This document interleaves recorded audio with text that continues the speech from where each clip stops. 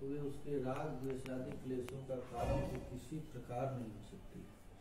तो फिर भगवान ऋषभदेव ने उन सबों को क्यों स्वीकार नहीं किया? अच्छा, कि महाराज परीक्षित का प्रश्न है कि जो योग करके अपने राग द्वेष इत्यादि दोष को जला डाले हैं, तो उनको तो रिद्धि सिद्धियां कुछ बिगाड़ नहीं सकती है।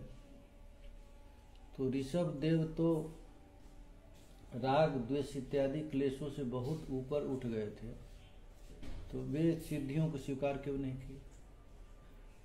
पहले श्लोकों में, पहले अध्याय में आया था ना कि उनके पास रिद्धि सिद्धियां आ जाती थी, लेकिन वो रिद्धि सिद्धि को स्वीकार नहीं करते थे, स्वीकार नहीं। अच्छा, भक्त को यदि कुछ सिद्धि आ भी जाए तो प्रदर्शित करेगा तो उसका भजन नष्ट हो जाता है। मान लीजिए कि आपके मन की बात कोई भक्त लोग जान जाते हैं, लेकिन बता देगा तो फंस जाएगा। इसलिए भक्त लोग बधिर, मूक, गूंगे, अंधेरे जैसे रहते हैं। जैसे किसी को बहुत बड़ी संपत्ति मिल गई, हीरा मिल गया, तो वो छिपा कर रखता है कि कहीं पता चल जाए तो चोर चुरा ले जाएंगे। तो उसी तरह जो भगवान की भक्ति है बहुत कीमती वस्तु है। भक्ति का आभास भी जिसके हृदय में थोड़ा सा आ जाता है तो छिपा लेता है, उसको प्रदर्शित नहीं करने देता। दूध जैसे रहता है, अवधूत है, माने वो छिपा लेगा। उसको डर रहता है कि कहीं भक्ति हमारी चली न जाए। तो महाराज परीक्षित यहाँ पर प्रश्न पूछते हैं कि 6ठे अध्याय में उन्होंने अपने अभिमान को लीन कर लिया था। हम लोगों को जो पाप होता है वो अभिमान के चलते होता है। अभिमान मैंने समझ गया है ना? क्या? मैं देह हूँ, बस इसी को अभिमान करते। मैं शरीर हूँ, मैं रोगी हो गया, मुझे बुखार आ गया, इस अभिमान के चलते होता है। देहाभिमान से ही सब पाप होते हैं। अभिमान ही पाप का जड़ है। तो ये तो अभिमान को लीन कर लिए थे। पंच महाभूत को मन में लीन कर दिया जाता है। शरीर को इंद्रिय में, इंद्रियों को मन में, मन को बुद्धि में, बुद्धि को अहंकार में लीन कर दिया जाता है। अहंकार को फिर महत्त्व में। ऐसी प्रक्रिया है। तो ये कह रहे हैं कि 6ठवें अध्याय में उन्होंने अपने अभिमान का लीन कर लिया था। उन ऋषभदेव ने देह त्याग का वर्णन भी किया गया। उन्होंने जलती हुई दावाग्नि को देखते हुए भी नहीं देखा। पीछे के अध्याय में सुखदेव जी ने कहा है कि ऋषभदेव ने योग के ऐश्वर्य को नहीं स्वीकार किया। उसके विषय में महाराज परीक्षित पूछते हैं कि हे भगवान, योग की महिमा से प्रज्वलित जिनके कर्मों के कारणभूत राग इत्यादि विनष्ट हो गए हैं, उन्होंने अपने आप प्राप्त होने वाले योग के ऐश्वर्य को पुनः क्लेशद नहीं दे सके। फिर उन्होंने ऐश्वर्यों को क्यों नहीं स्वीकार किया? तब सुखदेव जी कहते हैं, ऋषि रुवाच। सुखदेव जी को यहाँ ऋषि कहा गया है। सुखदेव जी कहते हैं, सत्यम मुक्तम, तुमने सत्य कहा है। किम तुह वा एकेन मनसोद्धा विश्रम्भन अवस्थायस्य 60 किरात एव संगच्छन्ते। सुखदेव जी कहते हैं कि तुम ठीक कहते हो, किंतु जैसे दुष्ट किरात व्याध अपने पकड़े हुए मिर्ग को जैसे विश्वास नहीं करता, उसी तरह बुद्धिमान पुरुष इस चंचल चित्त का कभी विश्वास नहीं करता। जैसे बहेलिया है, बहेलिया मृग को पकड़ लिया, पक्षी को पकड़ लेता है, फिर भी विश्वास नहीं करता कि कहीं उड़ न जाए, समय मिलते ही उड़ जाएगा।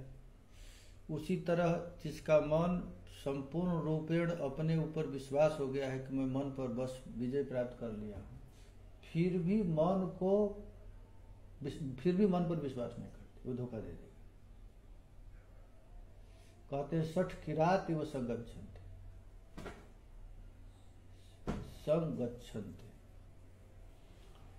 ये मन पर कभी विश्वास नहीं किया जा सकता है, ये कभी भी धोखा दे देगा। मन लग रहा है कि मन हमको भगवान में लगा, अभी विषय में चला जाए।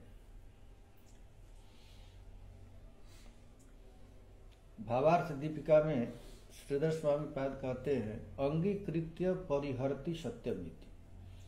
राजा परीक्षित के बात को स्वीकार करके उसका खंडन करते हैं। जो बुद्धिमान पुरुष होते हैं वे इस चंचल मन पर कभी विश्वास नहीं करते।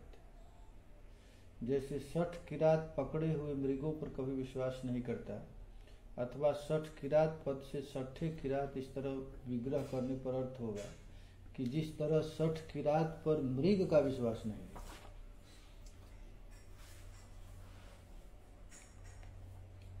दूसरा पाठ यह होगा कि प्रवंशक किरात जिस तरह व्यापारी पर विश्वास नहीं करते, अथवा जिस तरह व्यापारी 60 किरात पर विश्वास नहीं करते, दूसरे पक्ष में होने वाले दोष का भी वर्जन करना चाहिए। इस तरह उपदेश देने के लिए उन्होंने इन सब सिद्धियों को स्वीकार नहीं किया।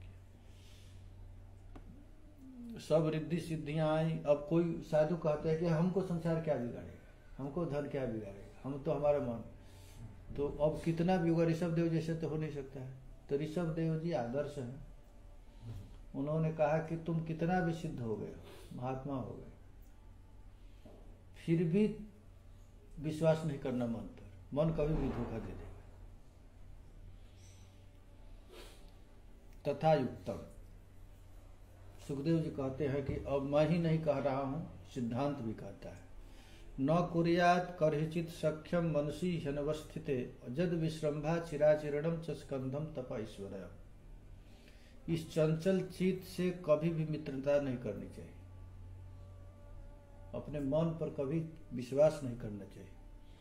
पर विश्वास करने के कारण ही मोहिनी रूप में फंसकर दीर्घ काल के संचित तप को भगवान शंकर ने छीन कर दिया। अब शंकर जी जैसा कोई तपस्वी तो हो नहीं सकता है, लेकिन शंकर जी भी मोहिनी के रूप को देखकर अपने चीर संचित तप को नष्ट कर दिए। उस चंचल पर विश्वास करने के कारण ही दीर्घ काल से संचित शंकर जी का तप परमात्मा के मोहिनी रूप को देखने से क्षीण हो गया। अथवा समर्थ भी सौभरी इत्यादि महर्षियों का भी तप क्षीण हो गया। इसलिए न कुर्यात् कर्हिचित् सख्यम मनसि ह्यनवस्थिते, कभी भी अपने मन पर विश्वास नहीं। नित्यम ददाति कामस्य छिद्रम तमनुजेरयः योगिनम कृतमैत्रस्य प्रत्युजायेव पुंसलि। कृतमैत्रस्य जोनि निमनः पुंसलि जाया इव नित्यम कामस्य तदनु जे अरवः तेषां छिद्रम ददाति। जो योगी अपने इस चंचल मन पर विश्वास करते हैं, उनका मन काम और उसके साथ ही क्रोधादि शत्रुओं को आक्रमण करने का उसी तरह से अवकाश प्रदान करते हैं जिस तरह व्यभिचारिणी स्त्री जार पुरुष को अवकाश प्रदान करके उस पर विश्वास करने वाले पति को मरवा डालती है। ये मन के उदाहरण दिए। जैसे पुंसली स्त्री है, वो किसको वध करा देती है? अपने पति को, जार पुरुष के चक्कर। मन पर विश्वास नहीं करना चाहिए। इसका कारण इस श्लोक में कहा गया है।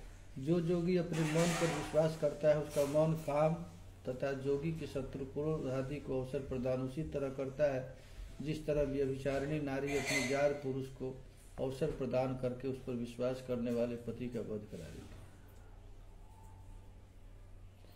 उसी तरह मन भी काम इत्यादि के द्वारा योगी पुरुष को भ्रष्ट कर देने में काम करता है। कामो मन्युर्मदो लोभ शोक मोह भयादय कर्म बंध से जन्मूल स्वीकुर्यात् कौन तद्बुध। काम क्रोध मद लोभ शोक मोह तथा भय आदि एवं कर्मों के बंधन का मूल मन ही है। उस पर कोई भी बुद्धिमान व्यक्ति कैसे विश्वास कर सकता है? अच्छा, हम लोगों का आंख कान ये सब जो पंच ज्ञानेंद्रिय हैं, तो ये ज्ञानेंद्रिय किसी काम का नहीं, इसके ऊपर मन का काम। अच्छा, आपका मन कहीं लग गया तो आप देखते हुए भी नहीं देख रहे हैं, सुनते हुए भी नहीं सुन रहे। तो ये सब इंद्रियां किसी काम का नहीं, इस सब का मालिक कौन है? मन है। तो उस मन पर कभी विश्वास नहीं करना चाहिए। ये मन कभी भी धोखा देगा। अभी तो मन लगेगा कि ओ भगवान में मन लग गया, धड़ाम से नीचे गिर जाएगा, उसको थोड़ा सा भी टाइम नहीं। इस श्लोक में जोगी के शत्रुओं का वर्णन करते हुए राजा के प्रश्न के उत्तर का उपसंहार इस श्लोक के द्वारा करते हैं। जिसके कारण संसार का बंधन होता है, उस मन को कोई भी जोगी कैसे अपने वशवर्ती मान सकता है? अर्थात नहीं मान सकता है। मन पर कभी विश्वास नहीं करना चाहिए। अथैव अखिल लोक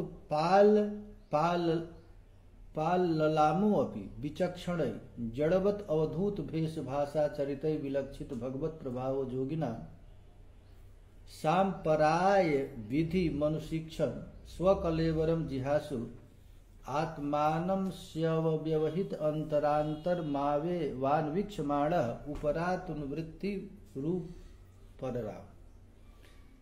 इसलिए यद्यपि भगवान ऋषभदेव इंद्रादि लोकपालों के भी भूषण थे, फिर भी वे जड़ पुरुषों के समान अवधूत के जैसे विधि भेष भाषा आचरण से अपने ऐश्वर्य भाव को छिपा रखते थे। अंत में वे जोगियों को देह त्याग की विधि को बतलाते हुए अपना शरीर त्याग करना चाहते हैं।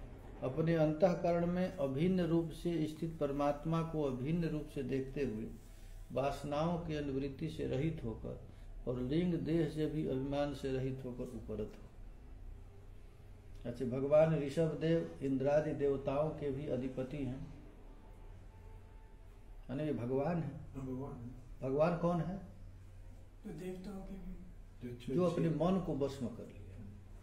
समझ गए ना? भगवान कौन है? जो अपने मन को वश में। सुखदेव जी को भी भगवान कहा गया है, नारद जी को भगवान कहा, व्यास जी को भगवान कहा गया। जिसका मन संसार के विषय वासना उसको प्रभावित नहीं करता है, संसार के प्रलोभन से जो ऊपर उठ गया, वो भगवत स्वरूप हो जाता है। ते तू समान रूप है। इन महात्माओं का जैसे सुखदेव जी, नारद जी है, इनका मन भगवान में ही लगा रहता होगा, इसलिए तो भगवान। इसलिए भगवान। हाँ, मन तो इनका भी होता है।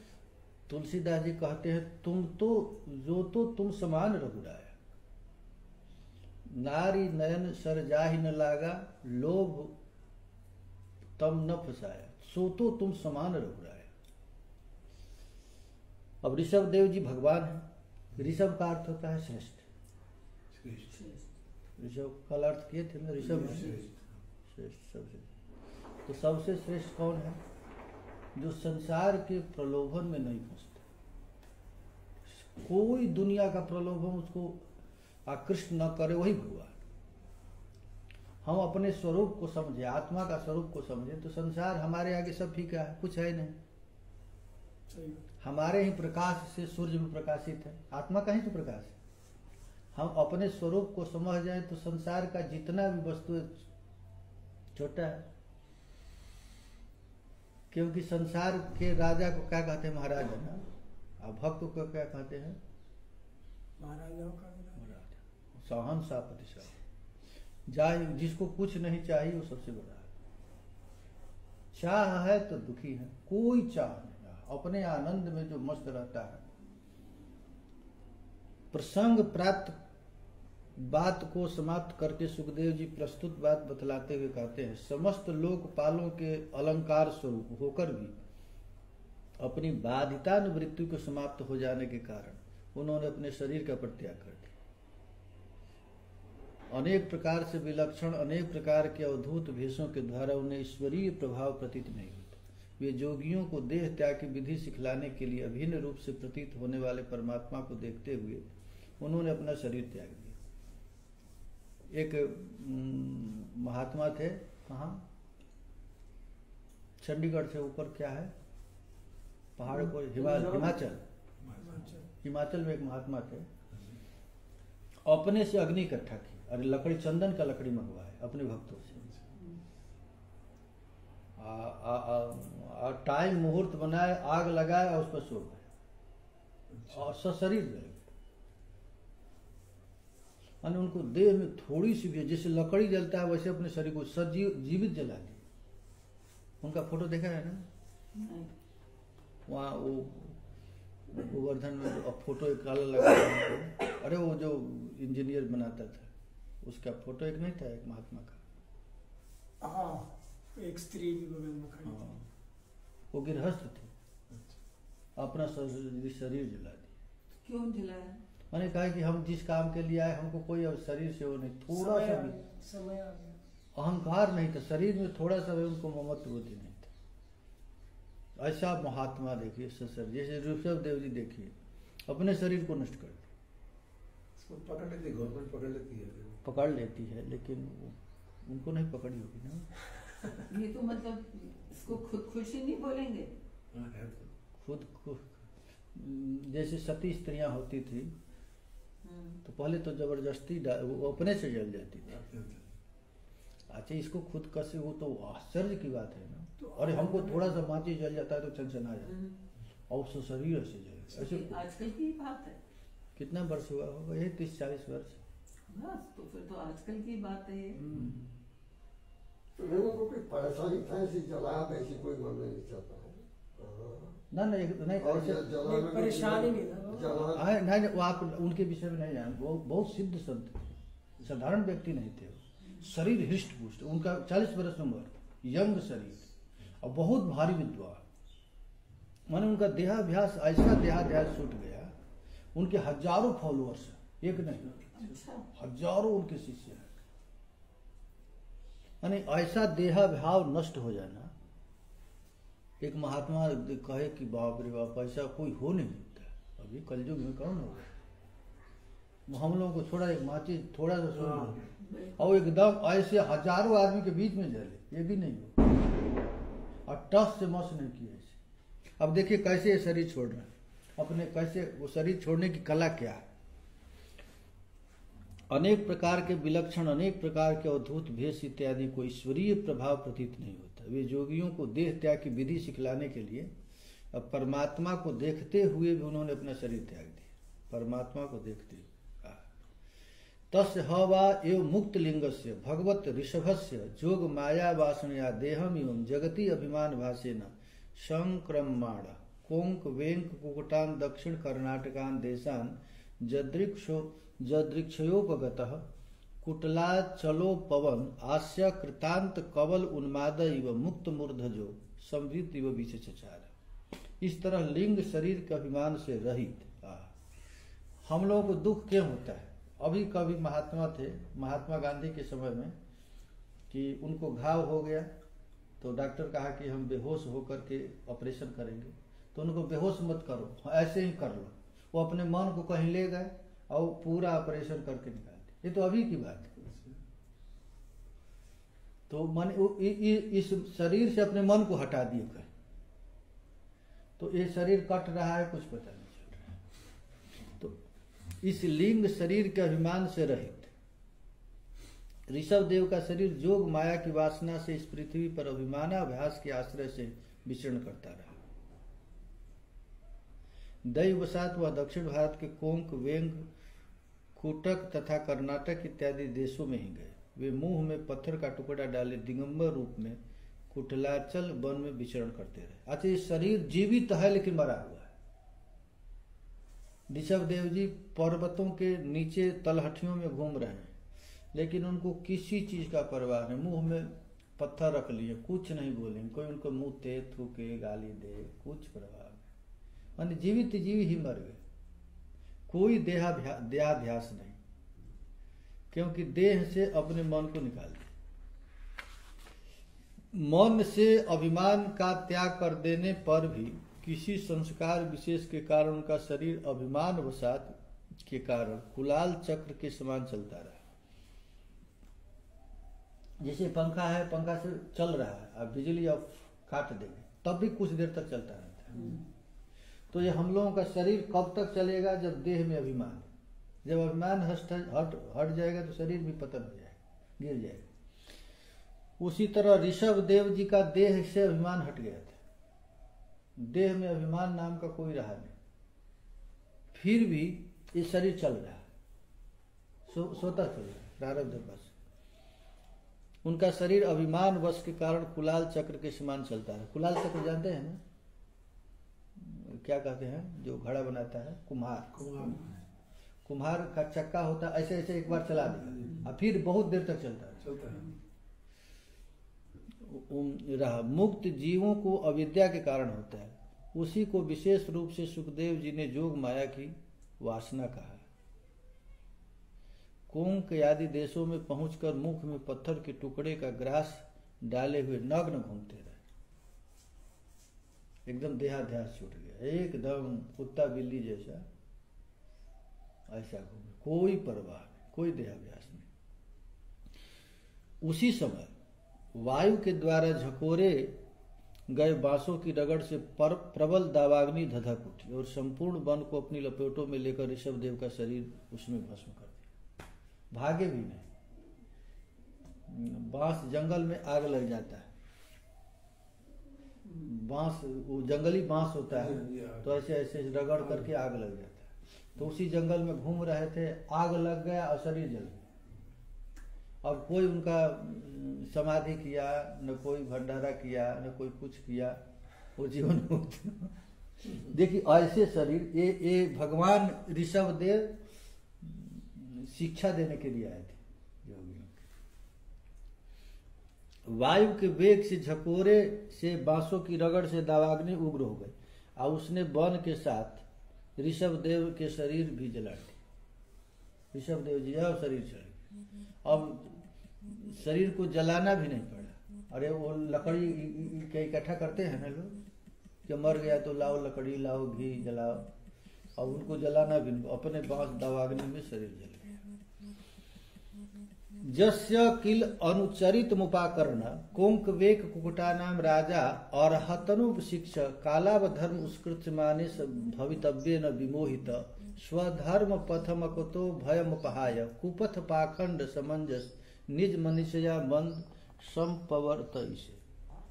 राजन, जिस समय कलयुग में अधर्म बढ़ जाएगा उस समय कोंक बेक और कुटक देश के राजा अरहत वहां के लोगों से ऋषभ देव के आश्रमातीत आचरणों को सुनकर स्वयं ही अपनाकर लोगों के पूर्व संचित पाप के फलस्वरूप दैववशात भय रहित अपने धर्म पथ का परित्याग करके अपनी मंद बुद्धि के कारण अनुचित पाखंड धर्म का प्रचार, जैन धर्म का प्रचार करें।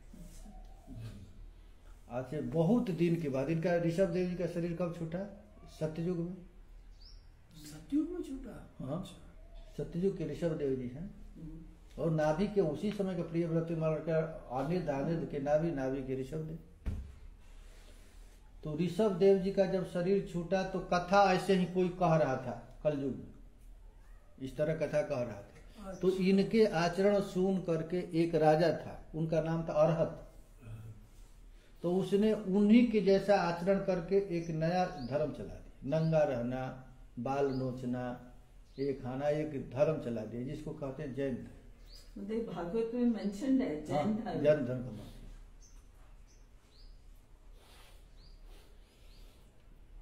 राजन, जिस समय कलयुग का धर्म बढ़ जाएगा, अवधूत भेष में ऋषभ देव जी वहां गए और इसके सूचक को बतलाते हुए आश्रमातीत आचरण को उस देश के लोगों से सुनकर अरहत नाम का राजा उसको अपनाकर पाखंड मार्ग को अपनी बुद्धि के अनुसार प्रवर्तित करेगा। यह पापियों के पूर्व संचित पाप का फलस्वरूप, जो बड़े बड़े पापी लोग होते हैं वही जैन धर्म जाते हैं। शास्त्रों में लिखा गया है कि यदि जैनी कोई महात्मा आता है तो उसको देख करके कपड़ा सहित स्नान कर लेंगे। अच्छा। जैनियों, यहाँ तक लिखा गया कि हाथी यदि तुझको लखे दे, हाथी तुझको मारने के लिए मर जाओ, लेकिन जैनी के मंदिर में मत जाओ, ऐसा शास्त्र में लिखा गया। क्यों नहीं? क्योंकि ये लोग भगवान के श्री विग्रह को नहीं मानते, क्योंकि नास्तिक होते हैं, भगवान के राम कृष्ण को नहीं मानते। तो भगवान के जो भगवत अवतार को नहीं मानता, भगवान को नहीं मानता, वो तो सचैल स्नान करना चाहिए। अब कलयुग में जैनी लोग हो रहे हैं बड़ा बड़ा। अवधूत भेष में ऋषभ देव जी वहां गए, इसके सूचक बतलाते हुए कहा गया। अच्छा, यहाँ पर श्रीधर स्वामी कहते हैं कि जत्र भवितव्येन पार प्राणी पूर्व संचित पाप फले, पूर्व जन्म का जिसको बहुत अधिक पाप होता है वो जैनी बन जाता है। जैनी बन करके एकादशी नहीं करेगा, भगवान रामकृष्ण को नहीं मानेगा, रामकृष्ण का नाम नहीं लेगा, सनातन धर्म के बहिष्कृत हो जाएगा। पाप का ही तो फल है। नाम संकीर्तन नहीं करेगा तो जो भयंकर पाप हो गया वो जैनी बन। जेन ह वाव कलौ मनुज प्रसादा देव माया मोहित स्वविधिनो जोग शौच चारित्र विहीना देव हेलना व्रतानि निज निजेक्षया गृहिणा आसन नाचार आसन शौच केशा लुंचनादि कलिना धर्म बहुलय नो प्रहित दियो ब्रह्म ब्राह्मण यज्ञ पुरुषो लोक विदुषिका प्रायण भविष्यन्ति। इसके कारण कलयुग में परमात्मा के माया से मोहित होकर अधम मनुष्य अपने को शास्त्रोक्त शौचाचार का परित्याग कर। अच्छा, जैन लोग स्नान भी नहीं करते, सब कुछ करते हैं, भजन करते हैं। महात्मा दिगंबर है वो नहीं करते। अच्छा, हाँ वो नहीं करते। और बाल यदि हो गया तो उसको कटवाएंगे नहीं, उसको नोचेंगे। वेजिटेरियन होते हैं। हाँ, वेजिटेरियन शौचाचार कहा गया है। हाँ, आलू भी नहीं खाएंगे, शकरकंदी नहीं खाएंगे, प्याज लहसुन को तो छोड़िए। फ्लाइट में जाते हैं तो पूछते हैं जैनी भोजन। जैनी भोजन सब जगह अवेलेबल है। जैनी भोजन माने कि लहसुन प्याज नहीं।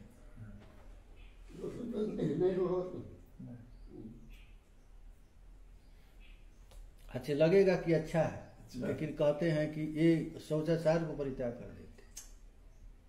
और वैष्णव में जो नियम है, ये सबसे सुंदर सदाचार है वैष्णव का, शास्त्र के अनुसार है, तो उसको वे लोग नहीं मानते। अधर्म प्रधान कलयुग के प्रभाव के कारण भी बुद्धिहीन मनुष्य स्नान न करना, देखिए जैनी स्नान नहीं करेंगे, आचमन नहीं करना, आचमन नहीं करेंगे, अशुद्ध रहना, केश नोचवाना, प्रभु ईश्वर को तिरस्कार करके वाले पाखंड धर्म को मन से कल्पित रूप से कल्पना कर लेना। अच्छे मुसलमान उतना नास्तिक नहीं होता जितना जैनी नास्तिक होता है। अच्छे नास्तिक ग्रंथ है ना, तो 6 नास्तिक ग्रंथ है और 6 आस्तिक ग्रंथ है। तो 6 नास्तिक में 4 जैनियों का है और 2 बौद्धिस्टों का है। अच्छा, हिंदू से ही निकले हैं, जैनी और बौद्धिस्ट कहाँ से निकले हैं? लेकिन ईसाई और मुसलमान भी इतने बड़े नास्तिक नहीं होते जितने जैनी और बौद्धिस्ट होते हैं। तो यहाँ पर भगवान कहते हैं, भगवान व्यास कहते हैं कि ये पाखंड धर्म को मन से कल्पित करके एक नया संप्रदाय चला देंगे, जैन धर्म चला देंगे। और वे प्राय वेद, ब्राह्मण और भगवान को निंदा करेंगे, वेद को नहीं मानेंगे। जैनी लोग वेद को बिल्कुल नहीं मानते, पुराण को नहीं मानते, ब्राह्मणों की निंदा करेंगे। भावार्थ का श्रीधर स्वामी इसमें क्या कहते हैं? जेन प्रवर्तकेन मनुजेषु अपसा विनिष्ठा स्वविधिना नियोजो अस्मि शौच चरित्रे तद्विहीना देवा अवज्ञा रूपण्या स्नान दीना कुव्रतानि गृहिणा वेदादीना विदुषिका भविष्यन्ति। उन लोगों के द्वारा प्रवृत्तित होने के कारण नीच मनुष्य अपने मन माने ढंग से पावित्र तथा चरित्रहीन होकर देवताओं की अवहेलना करेंगे, स्नान नहीं करना और निंदित व्रतों को स्वीकार करके वेद आदि की भी निंदा करने वाले हो जाएंगे। ऐसे लोग हो जाएंगे जैनी लोग। एक कहाँ से निकला है? तो भगवान से। जैनी कहाँ से निकला? ऋषभ देव से। और बौद्धिस्ट कहाँ से निकला? बुद्ध से। ये सबसे बड़े नास्तिक हैं यदि दुनिया में, तो 2 ही लोग नास्तिक होते हैं, एक जैनी, एक बुद्ध। और दोनों भगवान क्या होता है? अपने को प्रवर्तक मानेंगे, हम भगवान के होता है। तेच ह्यर्वाक्पनया निजलोक यात्रा अंध परंपरया आश्वस्तामसंदे स्वयमेव प्रपतिष्यन्ति। वे अपनी इस नवीन और अवैधिक स्वेच्छाकृत प्रवृत्ति से अंध परंपरा से विश्वास करके मदमत्त रहने के कारण स्वयं नरक में गिरेंगे और अपने फॉलोअर्सों को नरक में गिरा देंगे। अच्छा, भागवत में सब लिखा गया है। भागवत महाराज साधारण ग्रंथ नहीं है, और भागवत में ऐसा लिख दिया। तो जैनी सब नरक जाते हैं। क्यों नहीं जाएंगे? जो वेद को नहीं मानेगा, धर्म को नहीं मानेगा, ब्राह्मण को नहीं मानेगा, आचमन नहीं करेगा, अच्छा शौच होने के बाद लघु संज्ञा, कोई कुछ क्रिया उन लोगों का पशु जैसे रहते। ये तो बाबा देखा जाए तो जैसे कलयुग का भी स्वरूप है, जैसे हाँ। हर चीज का एक स्वरूप है, तो ये तो वैसी व्यवस्था बनाई गई है क्योंकि कलयुग को कहीं ना कहीं स्थान तो देना ही है। तो इस धर्म में दे दिया, कहीं दे दिया, कहीं दे दिया। अच्छा धीरे कुछ दिन के बाद पूरा विश्व में अधिक बढ़ जाएंगे कलयुग में बौद्धिस्ट और जैनी। अच्छा इतना इन लोगों का परंपरा प्रचार होगा कि नमो बुद्धाय चालू हो जाएगा। हाँ तो अब देखते हैं जितने भी छोटे छोटे लोग हैं नीच जातियों के लोग, वो नमो बुद्धाय हो गए, क्योंकि उनको यहाँ तो बढ़ावा मिलेगा नहीं, वहां से बुद्धिज्म बुद्ध हो जाएंगे। भगवान शंकराचार्य ने आकर के इन लोगों को भगा दिया था, भारत से भगा दिया था। अब धीरे धीरे भारत में आ गए। भारत में आकर इन लोगों को पाप क्यों लगता है? क्योंकि भगवत अवतार को नहीं मानते, रामकृष्ण को नहीं मानेंगे, वेद को नहीं मानेंगे, पुराण को नहीं मानेंगे, उपनिषद को नहीं मानेंगे। तो वेद प्रणहितो धर्म ह्य धर्म तद विपर्यय, वेद ही साक्षात भगवान। अब वेद विरुद्ध जो काम करेगा वो निश्चित नरक में जाएगा। वेद को नहीं मानेगा और वेद विरुद्ध आचरण करेगा, अच्छा उसके फलस्वरूप वे घोर नरक में जाएंगे। इस बात को बतलाते हुए सुखदेव जी ने कहा, अवैदिक अपने मन कल्पित प्रवृत्ति में विश्वास रखने के कारण वे लोग घोर नरक में चले जाएंगे। वेद को नहीं मानने के कारण घोर नरक चले जाएंगे। अयम अवतारो रजसोप्लुतैक वल्योप शिक्षणार्थ, ये भगवान का यह अवतार रजोगुण से परिपूर्ण मनुष्यों को मुक्ति मार्ग का उपदेश देने के लिए हुआ था। तो फिर भगवान का यह अनर्थकारी ऋषभावतार क्यों हुआ? तो इसका उत्तर देते हैं कि भगवान का यह अवतार रजोगुणी मनुष्यों को मुक्ति का मार्ग सिखलाने के लिए हुआ था। और सुखदेव जी महाराज परीक्षित शायद प्रश्न कर रहे हैं कि जब इतना चालू हो गया तो ऐसा भगवान अवतार क्यों लिए? बिल्कुल। हाँ तो ये भगवान का इसमें ऋषभदेव जी का तो कोई दोष नहीं, वो तो अरहत राजा का दोष, वो तो राजा अरहत ने उनको ऐसा बना करके एक नया धर्म चला दिया। तो कोई भी कर सकता है। वैसे ही अभी जो चारों संप्रदाय है, तो ये चारों संप्रदाय कलयुग में आकर सब विकृत हो जाएगा। आगे आकर के मूल धर्म से सब लोग मूल संप्रदाय से अलग हो जाएंगे कलयुग में, और सब लोग अपना अपना मत के अनुसार अपना अपना धर्म चलाएंगे। जो एक हो जाएगा उसी को अब शास्त्र क्या कहता है वो नहीं मानेंगे, कहेंगे कि हमारे आचार्य तो ऐसे कहें तो ऐसे कहें। एक नया सोसाइटी बन जाएगा, सब धर्म में विकृति आ जाएगा, कोई भी अपना मूल धर्म नहीं रहेगा। अब कलयुग का चालू हो जाएगा बोल वाला, कलयुग तो सबको ग्रसेगा। लुप्त हो सदग्रंथ, गोस्वामी तुलसीदास जी लिखे हैं कि सदग्रंथ लुप्त हो जाएगा। ऐसे कलयुग में कोई शास्त्र नहीं लिख सकता है, मना है। कलयुग में कोई शास्त्र नहीं लिखे, लेकिन अब कलयुग में कितना लिख रहे हैं। अब आप कहेंगे कि तुलसीदास जी क्यों लिखे? तो तुलसीदास जी लिखे नहीं, वो लिखने से पहले कह दिए नाना पुराण निगमागम संबत, हम अपने से कुछ नहीं लिखे। चैतन्य महाप्रभु रूप सनातन को कहा खबरदार कुछ मत लिखना, जो भी लिखना शास्त्र का प्रमाण देना। कलयुग में शास्त्र लिखा नहीं जाता है, केवल शास्त्र जो कहता है वही कहना पड़ेगा। और यदि हम अपना अनुभव कहेंगे तो हमारा अनुभव गलत होगा। यदि हमारा अनुभव होगा तो उसको प्रमाण देना पड़ेगा शास्त्र का। यदि प्रमाण है तब हमारा अनुभव मान्य होगा, नहीं तो कोई संत लोग अपना भजन करके एक अनुभव कर देगा, कहे कि हमारा अनुभव, तो वो अनुभव कोई नहीं, वो अनुभव मानना पड़ेगा शास्त्र। साधु और संत तीनों बात जब एक होगा तब मानेंगे।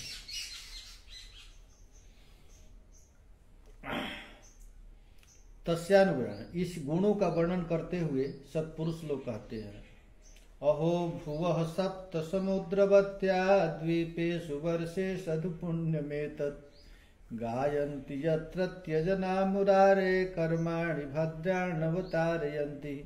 अहो 7 समुद्र वाली पृथ्वी के पापों, पृथ्वी के द्वीप वर्षों में यह भारतवर्ष सर्वाधिक पुण्यमय है, जहाँ के लोग भगवान के अवतार के मंगलमय चरित्रों का गान करते हैं। आहा अच्छा, ये भागवत भारतवर्ष की महिमा इसीलिए है कि इसमें भगवान के अवतार चरित्रों का गान किया जाता है। भगवान श्री कृष्ण ने लीला किया, भगवान राम ने लीला किया, भगवान के अवतार, उस लीलाओं का गान करने की महिमा है। और बौद्धिस्ट और जैनी भगवान की लीला मानेगा ही नहीं, एकदम नहीं मानेगा, भगवान के बाल चरित्र गाएगा नहीं।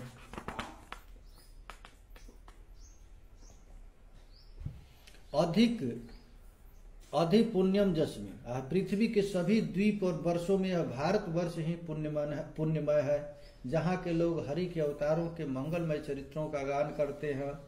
अहोनुवंशो जस सावदातः प्रयो व्रतो जत्र पुमान पुराणः कृतावतारः पुरुषः साद्यश्चकार धर्मम जद कर्म हेतु। महाराज, प्रिय व्रत का वंश बड़ा उज्ज्वल और जसोमय है।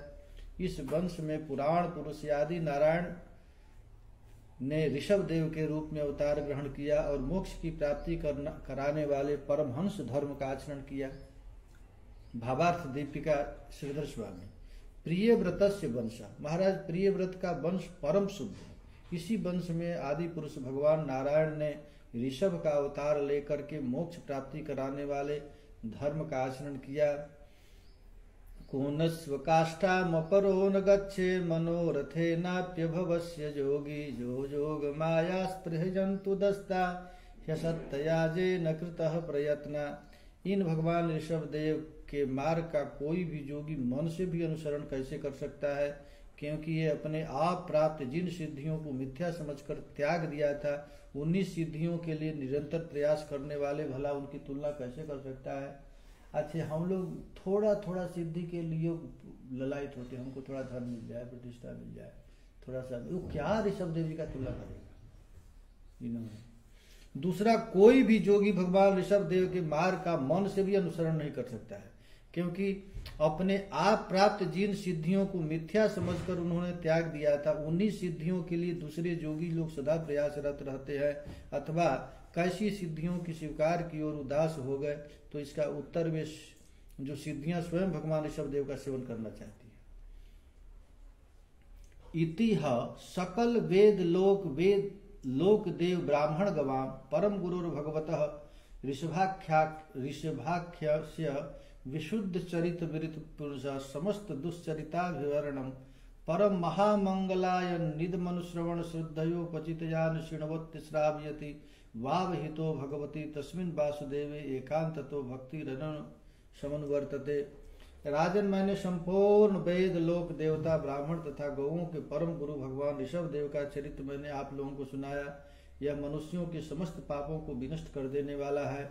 जो लोग इस अत्यंत पवित्र परम मंगलमय चरित्र को एकांत मग्न होकर के श्रद्धा पूर्वक सुनते हैं अथवा सुनाते हैं, उन दोनों के ही सब प्रकार के पाप और लोगों को भगवान में अनन्य भक्ति प्राप्त हो जाती है। भगवान ऋषभ देव का शुद्ध चरित्र मैंने आप लोगों को सुनाया। यह समस्त पापों को विनष्ट कर देने वाला है। यह चरित्र महामंगलमय है। जो सावधान होकर इसे सुनता है और सुनाता है, इन दोनों श्रोता और वक्ताओं के समान रूप से भगवान में अनन्य भक्ति प्राप्त हो जाती है। बाबा, ये हर संप्रदाय और धर्म में योगी मिलते हैं, योगियों का अलग धर्म और संप्रदाय होता है। योगी बने जोड़ने वाला। अच्छा, तो सब संप्रदाय में अलग अलग हो गए। अच्छा, संप्रदाय उसी को कहते हैं जो शास्त्र की बात को माने, उसको संप्रदाय।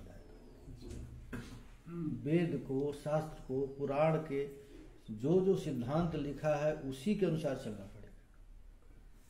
अपने मनोनुकूल आचरण बनाने से लगेगा कि बड़ा भारी तपस्वी है। यदि शास्त्र बात नहीं मानता है तो उनका जो अनुसरण करेगा तो समाज में उत्पात मचाएगा। पंचरात्र विधि बिना क्रियते भगवत उत्पाता एवं कल्पते। विभिन्न प्रकार के पापों से परिपूर्ण संसारिक संतापों से संतप्त अपने अंतःकरण को पंडित जन इन भक्ति सरिता में निरंतर स्नान करते रहते, जिससे उन लोगों को जो अत्यंत शांति मिलती है वह इतनी आनंदपूर्ण होती है कि वे लोग उसके समान स्वयं प्राप्त भी मोक्ष का महत्व नहीं देते।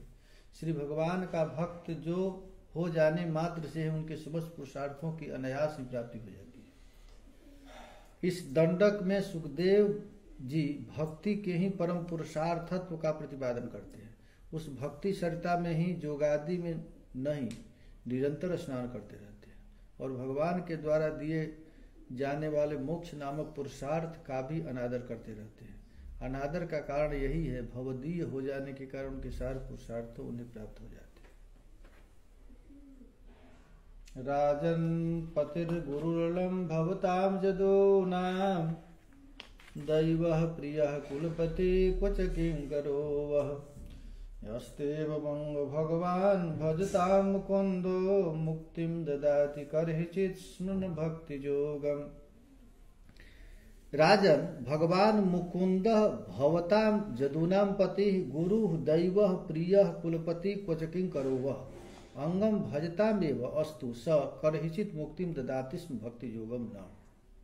हे राजन, भगवान श्री कृष्ण स्वयं पांडवों के और जदुवंशी के रक्षक थे, गुरु थे, इष्टदेव थे, सुहृद और कुलपति थे। वे कभी कभी आज्ञाकारी सेवक भी बन जाते थे। इसी तरह भगवान दूसरे भक्तों के भी अनेक कार्यों को कर सकते हैं और उन सबों को मुक्ति भी प्रदान कर सकते हैं, किंतु भक्ति जो को नहीं प्रदान करते। अच्छा, भगवान जो है सब कुछ दे देते हैं लेकिन अपनी भक्ति छिपा कर रखते, भक्ति किसी को नहीं देते। पांडवों के क्या बन गए थे? देवता बन गए, प्रिय बन गए, किंकर बन गए, रथ हाँकने लगे। यदि कोई कहे कि भगवान के अत्यंत सुलभ होने के कारण तथा मोक्ष के अत्यंत दुर्लभ होने के कारण वह अत्यंत स्तुति ही करनी चाहिए, इस प्रकार की शंका करके सुखदेव जी कहते हैं, हे राजन, आप पांडवों लोगों के तथा जदुवंशियों के रक्षक, गुरु, उपास्य देव, मित्र, वंश के नियंता, अधिक क्या कहना, वे कभी कभी तो वे दैत्य आदि कार्यों को करने के लिए पांडवों के आज्ञाकारी सेवक भी बन जाते थे और इस तरह दूसरे निरंतर भजन करने वाले लोगों के वे रक्षक आदि हो सकते हैं और उन भजन करने वाले लोगों को मुक्ति प्रदान कर, किंतु अनायास अपनी प्रेम भक्ति नहीं दे देते। नित्यानुभूत निज लाभ निवृत्त तृष्ण श्रेयस्तयद्य रचना चिरसुप्त बुद्धे लोकस्य जह करुणया भयमात्मलोकम आख्या नमो भगवते ऋषभाय तस्मै। निरंतर विषय भोगों की अभिलाषा करने के कारण अपने वास्तविक श्रेय के विषय में जिन लोगों की बुद्धि चिरकाल से विशुद्ध लोगों को जिन्होंने करुणावशात निर्भय आत्मलोक का उपदेश की दिया और स्वयं निरंतर अनुभव होने वाले आत्मस्वरूप की प्राप्ति के कारण हर प्रकार की तृष्णाओं से मुक्त थे, उन भगवान ऋषभदेव को मेरा नमस्कार। इति श्रीमद्भागवते महापुराणे पंचम स्कंधे भावार्थ दीपिकायाम टीकाम षष्ठो अध्याय। इस अध्याय में वर्णित ऋषभावतार को नमस्कार करते हुए सुखदेव जी कहते हैं, जो स्वयं निरंतर अनुभव होने वाले आत्मा के स्वरूप की प्राप्ति से हर प्रकार की तृष्णाओं से मुक्त थे, देह आदि के विषय में भोगों की प्राप्ति की अभिलाषा से सदैव उनकी अभिलाषा करने वाले तथा वास्तविक श्रेय के विषय में विशुद्ध लोगों को करुणावशात जिन्होंने निर्भय आत्मलोक का उपदेश दिया, उन भगवान ऋषभदेव को मेरा नमस्कार है। हरे कृष्णा कृष्णा कृष्णा हरे हरे